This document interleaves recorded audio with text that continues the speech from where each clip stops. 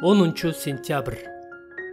Тынчсызданууга каршы кантип күрөшсөк болот?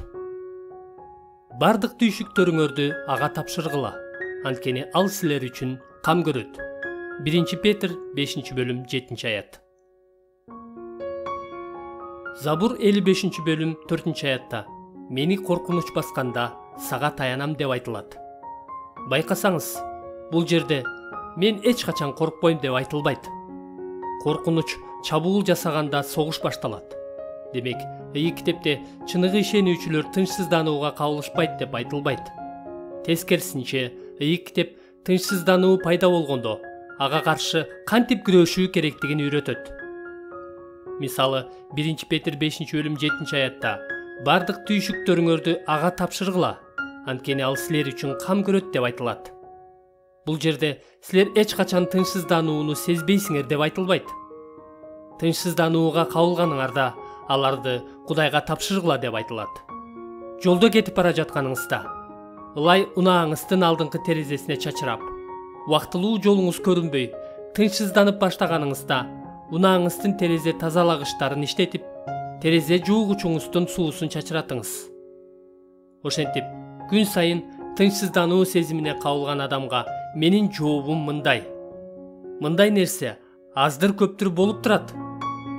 Башкаларда андай болбосо да, мен өспүрүм кезимден бери эле мындай нерсе менен күрөшүп келем. Кеп, биз ага кантип каршы тура алабыз деген суроого жооп табышыбыз керектигинде. Бул суроонун жообу төмөнкүдөй. Тынчсызданууга каршы күрөшүү үчүн ишенбестикке каршы күрөшөбүз жана келечектеги ырайымга болгон ишеним үчүн күрөшөбүз. Ал эми мындай жакшы күрөштө Кудайдын келечектеги ырайымына тиешелүү болгон бекем убадалар тууралуу ой жүгүртүү жана анын рухунун жардамына таянуу аркылуу жеңишке жетсек болот. 1 Тимотей 6-бөлүм 12-аят жана 2 Тимотей 4-бөлүм 7-аят.